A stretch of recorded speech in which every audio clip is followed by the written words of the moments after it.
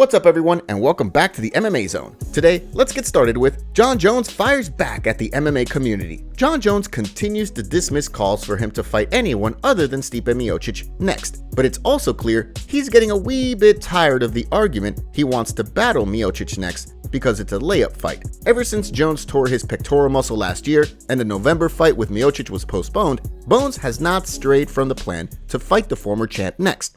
According to Jones, Miocic is the biggest fight out there for him at heavyweight, on account of the fact that he's widely regarded as the greatest heavyweight of all time. But detractors of the fight have argued Tom Aspinall should throw hands with Jones next, since he's holding the interim belt. Further, since Miocic is pushing 42, and because he's fought just once since 2020, when he was brutally flatlined by Francis Ngannou, some have argued Jones is ducking Aspinall for a favorable matchup with Miocic. Well, not long ago, Jones fired back at fans who are claiming the consensus GOAT is pushing the Miocic fight because it's an easy fight. I just watched an interview Stipe did recently. He looked incredibly healthy and fit, sounded enthusiastic and motivated. The disregard you guys have for Stipe and everything he's accomplished is beyond me. You fans are hysterical. To call the current best heavyweight in our sport's history a retired fighter is crazy. I would hate to be him reading all this. And when another fan chimed Jones is just trying to talk himself up for the fight since it won't be competitive, the controversial star tossed out this reply.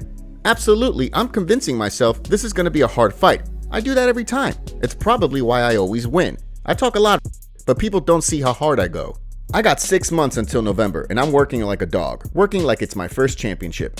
Now, it should be noted, of course, that some observers believe Miocic's size, wrestling pedigree, and yes, his punching power could pose a serious threat to Bones. But regardless of how any of us see this fight playing out, it seems pretty clear that the UFC is moving forward with the matchup. Case in point, in a reportedly now deleted tweet, Jones announced, November 9th, Madison Square Garden, here I come baby, hashtag new still.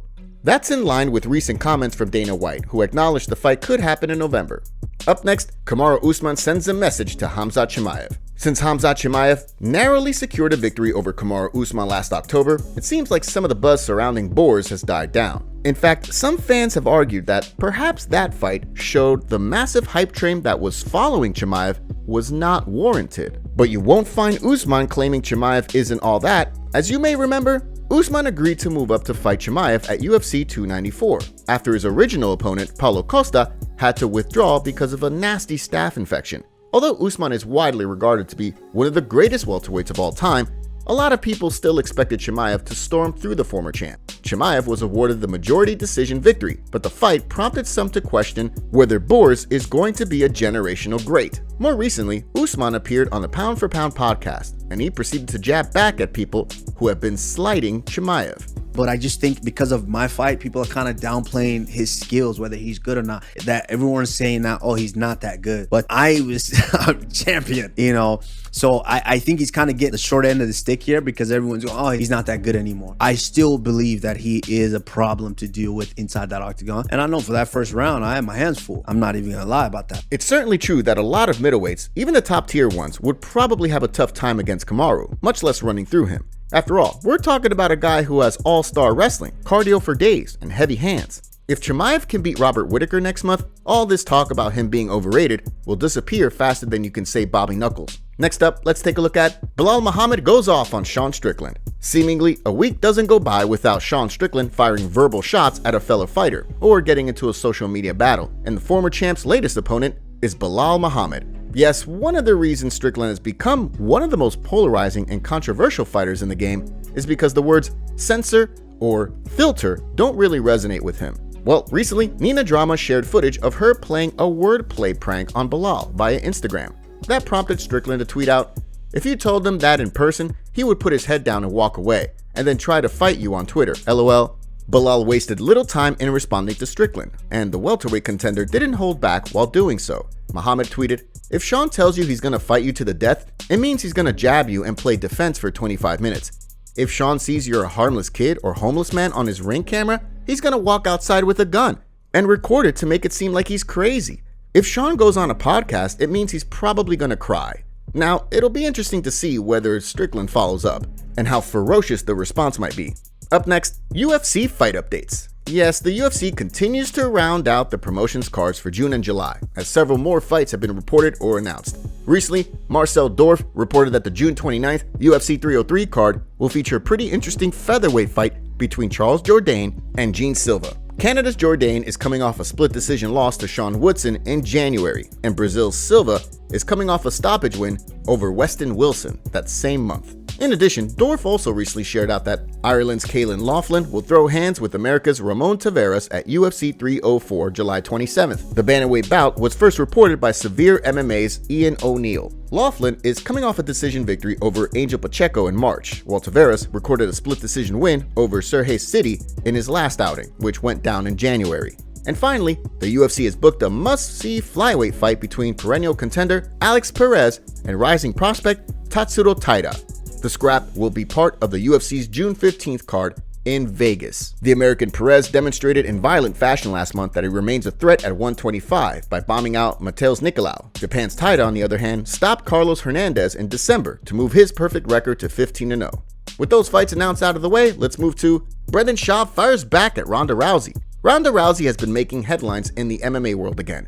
Not because the former champ is preparing for an octagon return. No, as you may have heard, Rousey recently released a biography, and in it, the star took aim at several figures from the MMA world. One of those was Brendan Schaub, who Rousey apparently dated for a while before she hooked up with her future husband, Travis Brown. Brown and Schaub fought all the way back in 2014, and it was the latter who ended up having the bad night.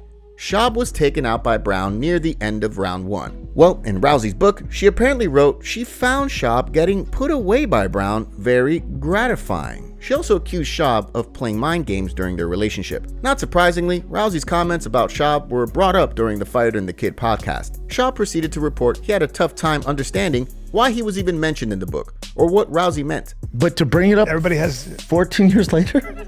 Yeah. I mean, but she has kids and it obviously worked out, and like, it's just, it's life. Like, we weren't a match. So like, when she says mind games, no, it's not mind games. Like, the mind games came from, in all honesty, her camp. Like, that was the trouble she had. And that's a whole nother issue that she can address. I have nothing to do with that. I didn't train at her camp. I don't know the coach. I did nothing. I have nothing to do with that. Mind games, I guess when she means mind games, that would mean I wasn't into it. It wasn't a match. It just wasn't a match. So yeah. So, and you were around during that time, and you knew this. I'm like, dude, I don't know what to do. Love the girl as a friend. Well, but when it came to that, I'm like, dude, it's just not. She's not my person. I found my person. She's not my person. There you have it. Although it seems like Rousey would probably say the same thing. Next, let's take a look at Kamaru Usman instant reaction to Leon Edwards fight. A few days ago, it was announced that Belal Muhammad will challenge Leon Edwards for his welterweight title on July 27th at UFC 304. In fact, the news apparently broke while Usman was recording the Pound for Pound podcast. Given Usman's history with Leon, the former champ has some interesting things to say about the matchup. Case in point, while Usman was relaying he hopes Belal wins, ultimately Usman favors the current welterweight champ. The sport has changed so much to where guys are learning how to use the cage to get up now. Yeah. To where it's almost not even like, it's not even really wrestling anymore, because you take a guy down up close to the cage, they're just going to use the cage and they're going to get back to the feet. And Belal Muhammad, I don't feel is a high enough level of a wrestler to take him down the center of the cage, keep him down there. It's certainly true that Edwards' resume isn't short on victories over notable wrestlers. He's defeated Usman twice, and most recently, Colby Covington. Of course, it's also worth noting that he fought Muhammad before in 2021, and no takedowns were scored before an accidental eye poke punted that fight. Now let's take a look at Conor McGregor receives warning for Michael Chandler fight. After months of exhausting speculation about if and when Conor McGregor and Michael Chandler will fight, we finally know the stars will battle at UFC 303 June 29th. But who's going to win the much discussed fight? Well, that depends on who you talk to. The early betting lines have McGregor as the favorite to beat Michael Chandler, and there's certainly no shortage of people who believe Notorious will be victorious. After all, Chandler is moving up to welterweight to fight McGregor, who has been looking pretty chiseled and massive. Further, according to this narrative, McGregor's Galaxy-class punching power will be a decisive factor. Well, recently, Bloody Elbow caught up with Chael Sonnen, and the American Gangster was quick to punt the puncher's chance argument. And it's one of those situations where when you do this conversation, everybody's going to be lazy, like I'm going to be right now, and say Conor's got a puncher's chance, and if Chandler stands up with him, so on and so forth. I don't know where you got that idea of puncher's chance. I know that's something fun that people say, but I mean, you got to go back to Michael Moore dropping the belt to George Foreman. There's no such thing as a puncher's chance. The better guy wins. He wins every single time, and Michael Chandler could go out there and box with Conor at this point. If you're using, you don't get better at something by not doing it. Yep, even the biggest McGregor fans should understand why not everyone's convinced the former champ is going to return to the win column at UFC 303, puncher's chance or not. After all, we're talking about a guy who has just one victory since 2016 and has made headlines a gazillion times in recent years on account of various allegations and controversies, which Sonnen has also alluded to. Is the ridiculously wealthy star truly dedicated to fighting still? We shall see, right? The MMA community goes off on Conor McGregor after he posted a clip of him sparring someone who looks like an amateur. Here's what the MMA community had to say. Lazy footwork as per usual. Until Conor goes back to the karate stance, he can't be taken seriously as a fighter. That stance gave him better balance and the ability to strike like a cobra.